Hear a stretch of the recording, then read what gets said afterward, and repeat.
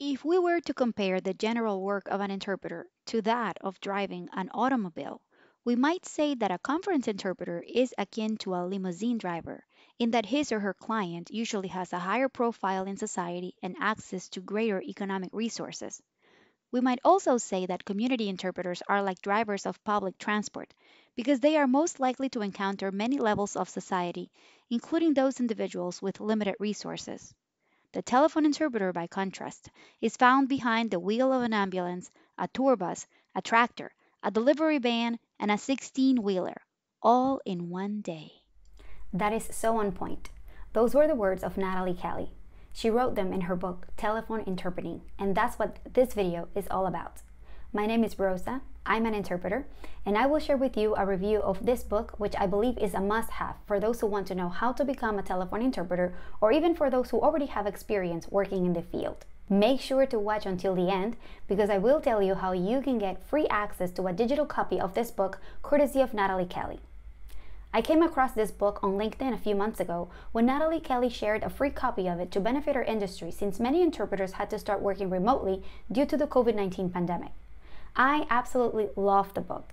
It is well written, it's very comprehensive, and I learned so many things from it, even as an interpreter with almost 8 years of experience working remotely. It is divided into 5 parts, but because of the way it's written, each part is sort of independent from the others, so you can dive right into the specific part that interests you the most. Part 1 is an introduction where Nataly Kelly shares a brief history of telephone interpreting.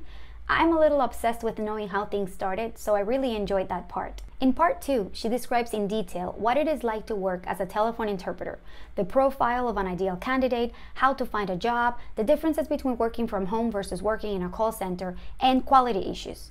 This part is a must-read for anyone who wants to become a telephone interpreter, because there you will learn the main things you need to know to get started. Part 3 is all about ethics and standards of practice, and it's my favorite part. These topics are very important and necessary in any industry, and especially in ours.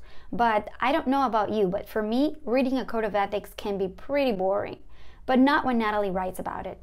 She gives practical examples for each principle, and some of these examples even include scenarios with actual dialogues, which makes it very easy to understand them. Part 4 is another gem in this book, because there are 24 scenarios with full scripts that can help you practice what it would be like to interpret for a utility company, an insurance company, a hospital, a court, and many, many more. Seriously, it's incredible.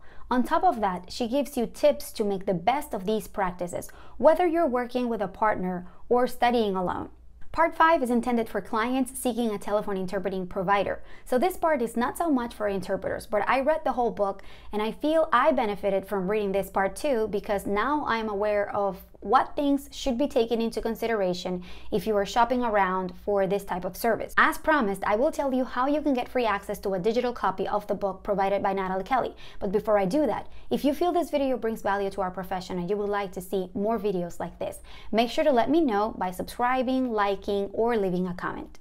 Now, you can get access to the book by visiting Nataly Kelly's website, borntobeglobal.com, and I will include the link in the description box.